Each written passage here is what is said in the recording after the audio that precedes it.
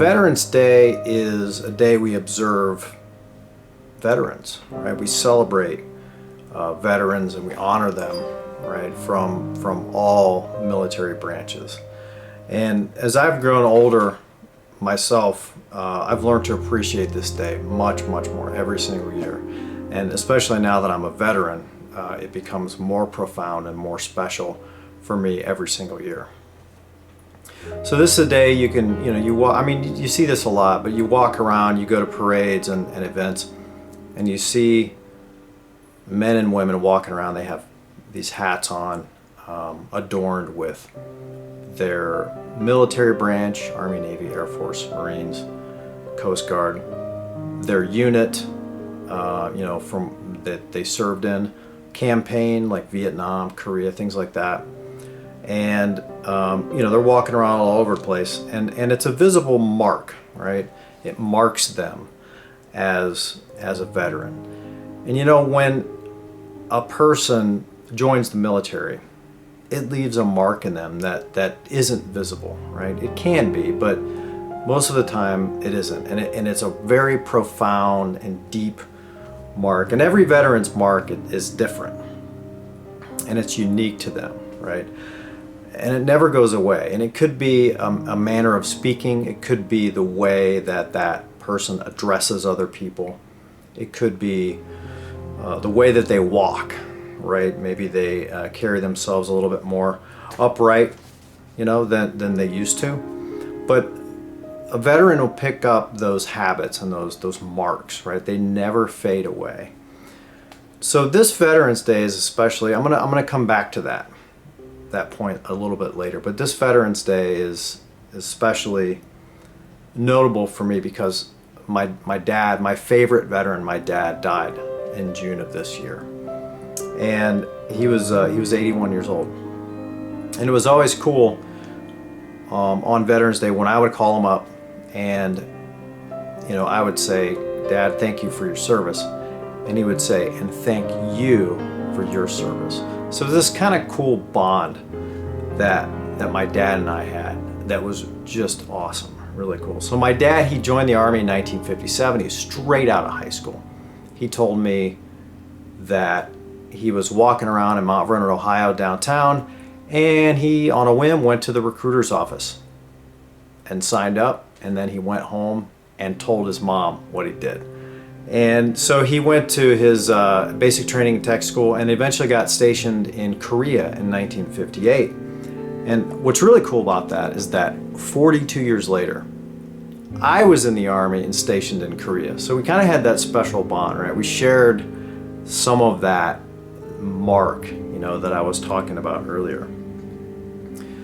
So this year when my dad was on his deathbed, he couldn't speak, right? He was really limited to, he just was laying there. His eyes were open and he could, he could hear, I think. Sometimes he could nod and he could move his eyes, but he really couldn't communicate that well. But I was there just 2 days before he passed away so that I could say goodbye to him. Now my dad, he wasn't always the master of social situations. So, even when he could talk.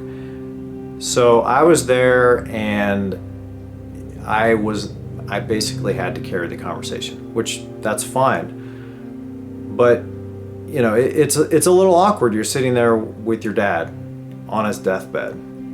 And so I thought before I said the final goodbyes, I kneeled down on his bed next to him and I prayed with him for the final time. And it was really special. And so talking about the marks that the military leaves on a person, as I was contemplating just minutes away from seeing my dad on this earth for the very last time, I really wanted to do something special. Like, what do you do, right? This is the part of the movie, right, where the really dramatic music is playing and everyone is crying and people do things that are profound and cool. what do you do? Well, as a veteran, I thought of something to do that would resonate with my dad, but I didn't know how he would respond, but I went ahead and did it anyway. I stood at the foot of his bed at the position of attention, and I rendered a very crisp salute directed at my dad. And I just stood there and I held it. And I waited. And my dad, on his deathbed, weak as ever, unable to communicate, mustered everything he had to bring his arm up, and he saluted me.